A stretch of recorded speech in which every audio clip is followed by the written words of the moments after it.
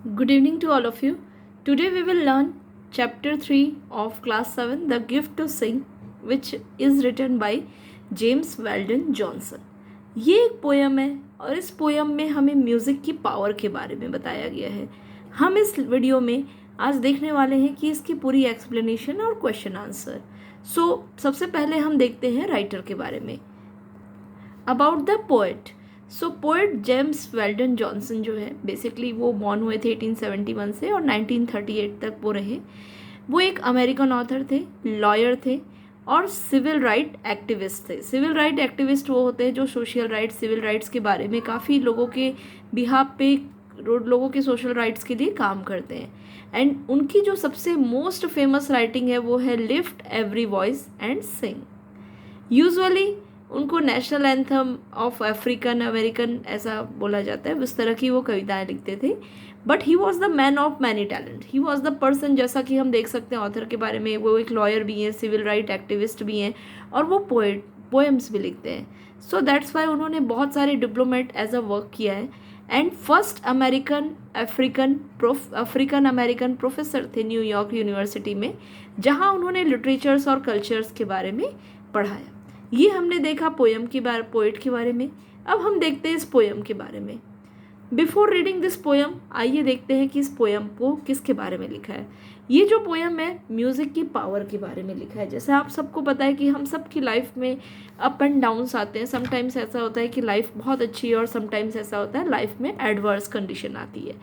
इन adverse condition को handle करने के लिए कई बार हमारे पास कुछ टूल्स होते हैं. हमारे पास कोई, जब हम गाना गाते हैं, सॉन्ग सिंग करते हैं या सुनते हैं, तो सॉन्ग्स जो होती है हमारी अफेक्ट, आपने अक्सर देखा होगा आप किसी भी मूड में होते हैं, लेकिन अगर आपके आसपास एक बहुत अच्छा म्यूज़िक चल रहा हो या तो आप खुद से अगर गाना गाते हैं तो सिंगिंग जो होती है आपको आपके सैडनेस से, आपको आपकी जो तकलीफ़ है, जो दुख है, उससे बाहर निकलने में बहुत ज़्यादा हेल्प करता है. ये रियल थिंग उन्होंने लिखी है. ये जो पोएट है कहीं ना कहीं ये हमारी लाइफ के भी बहुत क्लोज है. हम इसे फील भी कर सकते हैं. So let us start this poem. Sometimes the mist overhangs my path and blackening clouds about the glen. But oh, I have a magic way to turn the gloom to cheerful day. I softly sing. So writer हमें यहाँ पे बता रहे हैं कि sometimes मतलब कभी कभी the mist overhangs my path. Mist का मतलब यहाँ वर्ड मीनिंग में भी हमें दी हुई है. Mist means a gloomy mood. It can be said that like something in our eyes. कई बार ऐसा होता है कि हमें आगे का रास्ता दिखाई नहीं देता है. एक्चुअली हिंदी में इसकी मिस्ट की मीनिंग आप बोल सकते हैं कि हमारा जो मूड होता है कई बार अच्छा नहीं होता. कई बार ऐसा होता है कि हम डिसअपॉइंटेड होते हैं और कई बार हम किसी सैडनेस की कंडीशन में होते हैं. Over Hanks my path. तो इसी तरह से राइटर बता रहे हैं कि यहाँ पे पोएट बता रहे हैं कि कई बार कभी ऐसा होता है कि जो सैडनेस है, जो ग्लूमी मूड है, वो उनके रास्ते में, वो उनकी लाइफ में आ जाता है और जिससे उनकी जो लाइफ है वो कहीं ना कहीं काफ़ी सैडनेस की उनको फीलिंग होती है. And blackening cloud about me cling. Cling का मतलब यहाँ पे होता है कि टाइटली होल्ड करना, किसी को हग करना, हगिंग और टाइटली होल्ड करना. और कभी कभी ये जो ब्लैकनिंग क्लाउड मीन्स ये जो काले बादल है, किसके काले बादल है, जो सैडनेस के ब्लैक क्लाउड्स है, वो राइटर को, पोएट को यहाँ पे जकड़ लेते हैं. But oh I have a magic way. अब राइटर यहाँ पे हमारे थर्ड लाइन पे बता रहे हैं कि इनके पास, लेकिन मेरे पास एक जादुई रास्ता है. वे मीन्स रास्ता या तरीका. यहाँ पे आप वे का यूज़ होगा. वे का मतलब ऐसे तो रास्ता होता है, लेकिन यहाँ पे जो वे है कि वो उनके पास एक मैजिकल वे है, एक मैजिकल तरीका है. वह क्या है जादुई तरीका? To turn the gloom to cheerful day. इस ग्लूम को, इस निराशा को आशा में बदलने के लिए, चीयरफुल मीन्स खुशनुमा माहौल में, इस दुख भरे दिन को खुश दिन में बदलने के लिए, एक खुशनुमा दिन में बदलने के लिए उनके पास एक रास्ता है. और वो रास्ता क्या है? आई सॉफ्टली सिंग. राइट, पोएट यहाँ पे बताते हैं कि जब उनके साथ में ऐसी कंडीशन होती है तो बस वो शांति से, सॉफ्टली, धीरे धीरे सॉन्ग सिंग करने लगते हैं.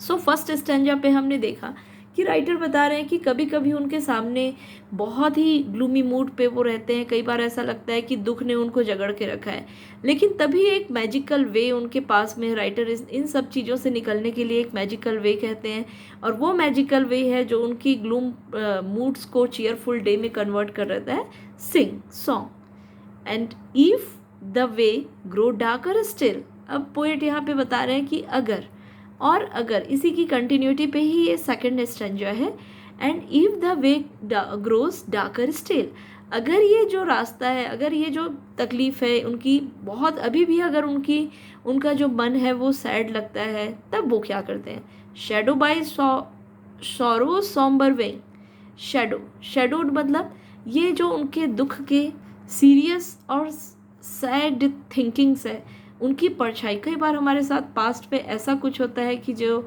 हमारे साथ प्रेजेंट्स में भी उसकी कहीं ना कहीं शेडो या इफेक्ट चलते रहते हैं। तो यही पे राइटर ने बोला है जैसे कुछ भी चीज़ें हों, लाइक आपका, अगर आप स्टूडेंट हैं तो आप इसे ऐसे कंपेयर कर सकते हैं कि कई बार ऐसा होता है कि आपके परसेंटेज अच्छे नहीं आए, तो पूरे ईयर्स पे आपको ऐसा लगता है कि वो सारी चीज़ें आपके मन में कहीं ना कहीं बार बार आपके उसकी जो शेडो होती है वो आपके मन में आती रहती है। सो इसी तरह से उन्होंने बताया कि ये जो पास्ट में जो सैड थिंग है, कई बार उसकी जो शेडो है, उसके जो सॉम्बर विंग है, वो with glad defiance in my thought, with glad मतलब खुशी के, डेफियंस बेसिकली ओपन रेजिस्टेंस, मतलब इनके गलों में बेसिकली राइटर उस चीज़ का ओपनली रेजिस्टेंस करते हैं। रेजिस्टेंस का मतलब विरोध करते हैं, किसका विरोध करते हैं, जो सैडनेस है उसका।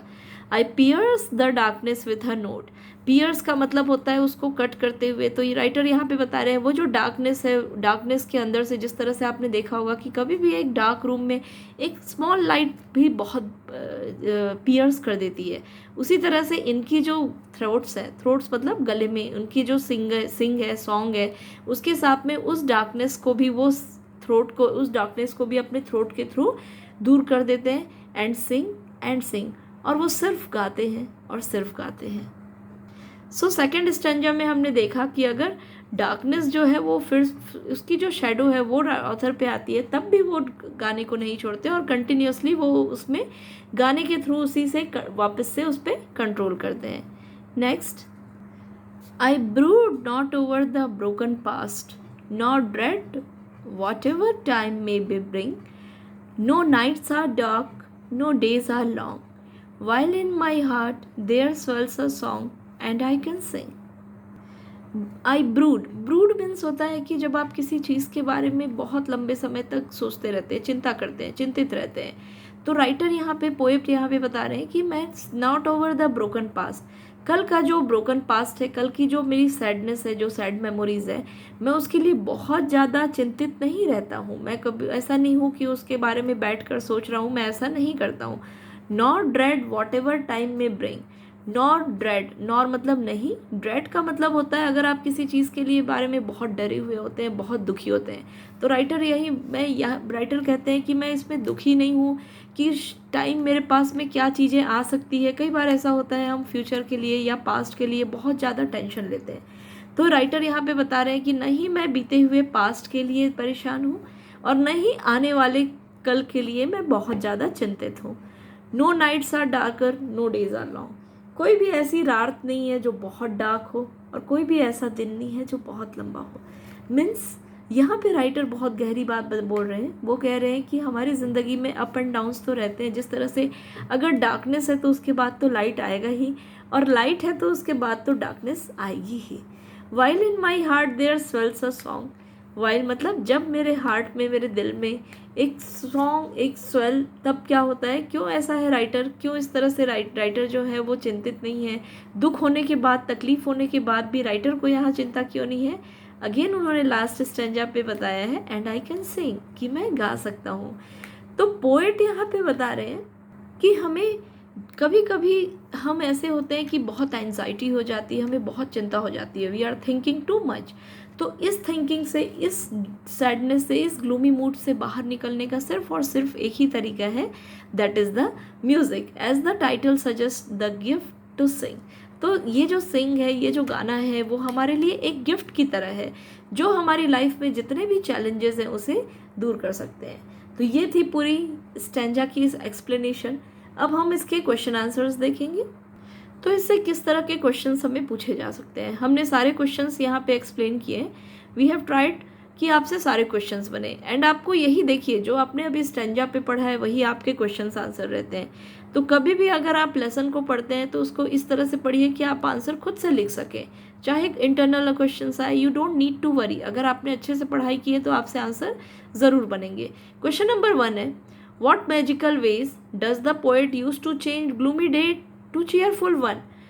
व्हाट मैजिकल वेज, कौन सा ऐसा जादुई रास्ता था, जादुई तरीका था जो पोएट यूज़ करते हैं ग्लूमी डे, बुरे दिन, दुखी दिन से निकलने को एक खुशनुमा दिन बनाने के लिए। तो क्या यूज़ किया था उन्होंने, हमने देखा था म्यूज़िक का यूज़ किया था। तो वही हम आंसर कैसे लिखेंगे, the magic way that the poet uses इसलिए लिखा क्योंकि ये सिंपल प्रेजेंट टेंस है, आप देख रहे हैं। तो यहाँ डज हटा दिया हमने, तो अगर हम डज यहाँ से रिमूव करेंगे तो यहाँ ES लग जाएगा, इसीलिए हमने यूज़ नहीं लिखा है, वापस यहाँ पे ES लगाया है। So the magic way that the poet use to turn the gloomy day into the bright one is to sing. तो कौन सा मैजिक वे यूज करते हैं पोएट, गाना गाने का, is to sing. Question number 2, what do you think the poet used the word glad before deficiency? Why do you think? आपको ऐसा क्यों लगता है कि पोएट ने, आपने देखा था, हम अगर पोएम पे देखेंगे तो सेकेंड स्टैंजा पे हम देख सकते हैं कि यहाँ पे जो डेफिशिएंस है उसके बाद उन्होंने उससे पहले जस्ट पहले उन्होंने ग्लैड लगाया है। हालांकि डेफिशिएंस है कि ओपन रेजिस्टेंस करना एक ऐसा वर्ड है, इसमें कोई ग्लैड कैसे हो सकता है, यही क्वेश्चन है कि आप ऐसा क्यों सोचते हैं कि जो पोएट है उन्होंने ग्लैड के पहले में ग्लैड वर्ड यूज़ किया डेफिशिएंस के पहले। इसका आंसर हम ऐसे दे सकते हैं, he uses the word glad before defiance because he want to say that he is happy to take up the challenge of brightening the gloomy day by singing. आप आंसर इसका ये कर सकते हैं कि पोएट ने ग्लैड वर्ड यूज़ किया है डेफिशिएंस के पहले बिकॉज, क्योंकि पोएट हमें बताना चाहते हैं कि वो खुश है अपने चैलेंज को लेते हुए। वो सिंग करके कैसे, हमने देखा कि उनका जो सिंगिंग के थ्रू उन्होंने किस तरह से जो ग्लूमी डे है, जो सैडनेस है, उसको हैप्पीनेस में कन्वर्ट कर दिया। तो पोएट यहाँ पे यही चैलेंज लेकर खुश है। Question number 3, how does the way get darker. ठीक है, तो ये जो रास्ता है, ये जो वेज है, ये जो तरीके हैं वो वे गेट डार्कर, मतलब उनका रास्ता डार्कर क्यों हो रहा है, क्या ऐसा हो रहा है कि डार्कर हो रहा है। तो क्या ऐसा हो सकता है कि डार्कनेस हो जाती है, तकलीफ आती है, क्यों ऐसा होता है। सो आंसर क्या है, हमारे रास्ते में कभी भी हमें डार्कनेस कब लगती है अपनी लाइफ में, जब हमारे सामने दुख होता है। तो यही हम आंसर करेंगे, the way gets darker if there is sorrow. जो रास्ता है हमारा वो डार्कर हो जाता है अगर हमारे जीवन में तकलीफ है। Next question number 4, what does the poet not brood over. Okay, so here brood means होता है किसी भी चीज़ के बारे में, brood over basically it means that to think with deepness, किसी भी चीज़ के लिए डेप्थ के साथ में सोचना, गहराई के साथ में सोचना, इसको बोलते हैं ब्रूड ओवर। तो यहाँ पूछा जा रहा है आपसे कि पोएट जो है वो गहराई से क्यों नहीं सोचते हैं, बहुत दुखी होकर क्यों नहीं रहते हैं। तो आंसर है, the poet does not brood over his past which may be sad और may be broken. So the poet जो है वो इसलिए नहीं सोचते हैं क्योंकि शायद ये इसलिए ज़्यादा गहराई से नहीं सोचते हैं क्योंकि पास्ट, शायद उनका जो पास्ट है पोएट का वो सैडनेस के साथ में है या ब्रोकन के साथ में है। तो हमें हमेशा अच्छी चीज़ों को ही, अच्छी यादों को ही अपनी ज़िंदगी में रखना चाहिए, इसलिए पोएट यहाँ पे नहीं सोचते हैं। Next question is, with what does the poet pierce the darkness. Poet जो है वो डार्कनेस को किस चीज़ से दूर करते हैं, किस चीज़ से पियर्स करते हैं, कौन सी ऐसी चीज़ है जिससे कि वो डिक कर सकते हैं डार्कनेस को या दूर कर सकते हैं। तो आंसर है, the poet pierce the darkness with a note the beginning of a song. तो हमने देखा किस तरह से जब पोएट सॉन्ग प्ले करते हैं, सॉन्ग जब गाना गाते हैं, तो पोएट अपनी लाइफ के डार्कनेस को सिर्फ और सिर्फ म्यूज़िक के थ्रू दूर कर सकते हैं। Next question, why does the poet never have a dark night और a long day. Last stanza पे देखा कि नाइट कितनी भी, तो पोएट के साथ में ऐसा क्यों होता है कि पोएट के पास कभी भी जो नाइट है वो डार्क नहीं रहती है, हमेशा गहरी रातें जो होती हैं वो दुख के बादल बहुत दिन तक नहीं रहते हैं और दिन बहुत लंबे नहीं रहते हैं। तो ऐसा क्यों होती है? बिकॉज हमने पूरे पोएम पे देखा कि पोएट जो है वो अपनी इस एबिलिटी को, poet does not have the dark line because his ability to lift his spirit through his singing, क्योंकि वो अपनी स्पिरिट्स को, अपनी जो स्पिरिट है, उनका जो एंथुजियाज्म है, वो उसे सिंगिंग के थ्रू अपलिफ्ट कर सकते हैं। तो सिर्फ पोएट ने देखा कि अपने डार्कनेस से बाहर आने का तरीका है उनके पास सिंगिंग का। सो इसीलिए ही उनके पास जो डे है वो डार्क नाइट नहीं है और लॉन्ग डे नहीं है। Next question, read the line and answer the question. Means ये पोएम है, तो पोएम के समटाइम्स हमें क्वेश्चन में स्टैंजा एक्सप्लेनेशंस के भी आंसर देते हैं। स्टैंजा है, while in my heart there swells a song and I can sing. इसके बेस पे अभी आपको आंसर देना है। सो फर्स्ट क्वेश्चन है, why do you think the poet use the word swells. Swells का वर्ड होता है कि बहुत ज़्यादा राइजिंग, फूला हुआ, ठीक है। स्वेल आप सबको पता है कि बहुत ज़्यादा राइज हुआ। सो यहाँ पे क्यों पोएट ने स्वेल वर्ड का यूज़ किया है? So the answer will be, the poet uses the word swells because it refer to the song rising from the soil. क्योंकि इस पोएम के थ्रू वो अपनी आत्मा को उठाना चाहते हैं, वो जो अपना दुख है उसको उठाना चाहते हैं, वो खुद को अपलिफ्टमेंट करना चाहते हैं, इसलिए पोएट ने यहाँ पे स्वेल्स वर्ड यूज़ किया है। क्वेश्चन बी है, what does the song help the poet to. जो सॉन्ग है वो पोएट को क्या करने से हेल्प करता है? तो हमने देखा, the song helps the poet to overcome his feeling of despairs. He does not find the night dark and the day long if he sing. हमने इस पूरी पोएम पे देखा कि जो डार्कनेस है लाइफ के, जो दुख है, जो तकलीफ़ें हैं, उस तकलीफ़ों से बाहर निकलने में, और because of the music, because of he can sing, now he has not the dark night and the day long. So यही हम लिखेंगे answer. The song helps the poet to overcome the feeling of despair. He does not find the night dark and the days long if he sing. What does the poet not dread anymore? कौन सी ऐसी चीज़ है जो poet को अब dread नहीं कर रही है, डरा नहीं रही है? तो आंसर क्या आएगा? The poet does not dread any more by what all the hardship time may bring.